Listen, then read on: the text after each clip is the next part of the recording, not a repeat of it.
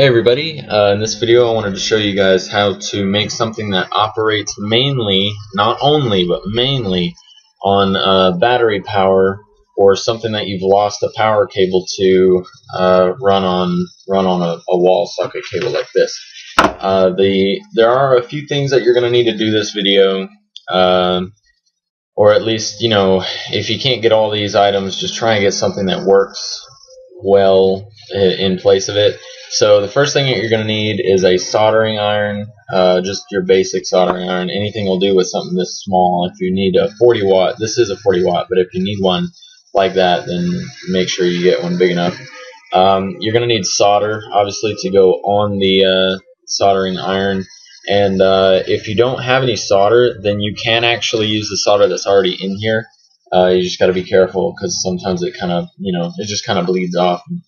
Then you don't have any left. You're going to need a tiny little screwdriver or whatever size fits your device item, and you're going to need some wire cutters or wire strippers, preferably both, but I just have the cutters, so I just implement wherever I need to.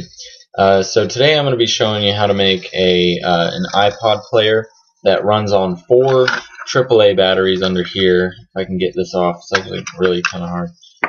And it has an auxiliary cable.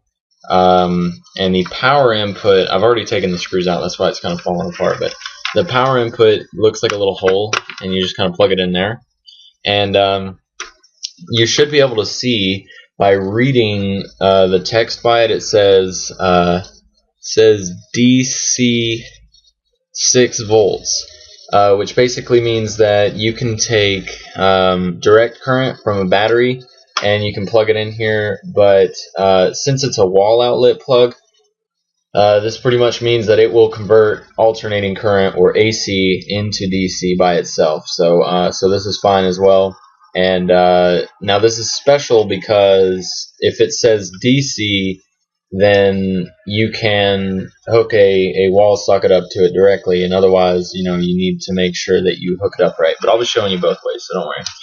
First thing you're going to do is obviously take the screws out and take the top off. Just kind of pop it off like that and flip it over. And now normally, let's see if you can see it, the red and black wire here would be attached. These come out of the battery box. You can see them here. These are the ports. And normally those would be attached here, but I figured they'd just get in the way, so I went ahead and disconnected them. And then the next thing you're going to do is look for where they actually connect. And they actually connected here and here, where I now have the wall socket going in at. And basically it says B negative or B positive.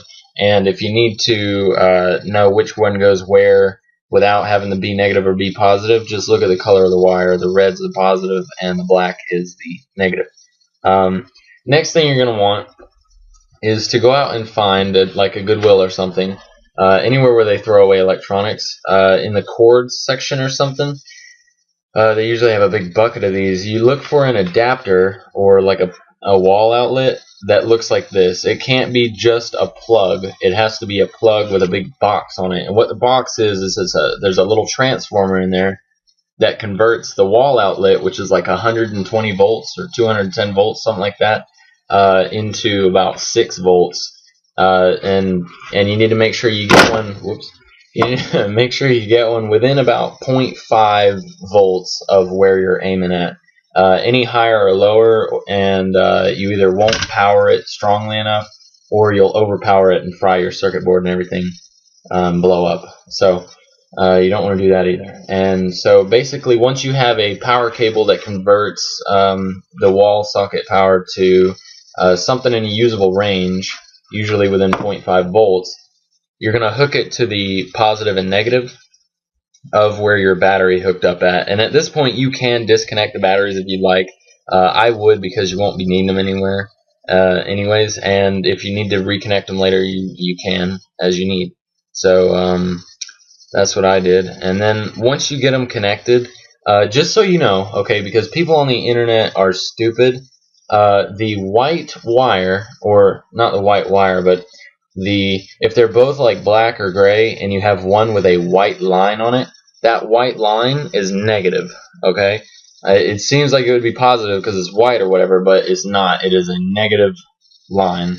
And so usually anything with an extra color on it is negative, so by default, so just go with that.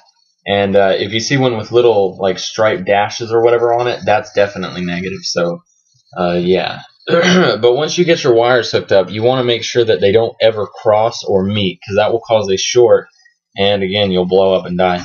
So what I want to use is a hot glue gun, but you don't have to. You can also use, let me see if I can reach it.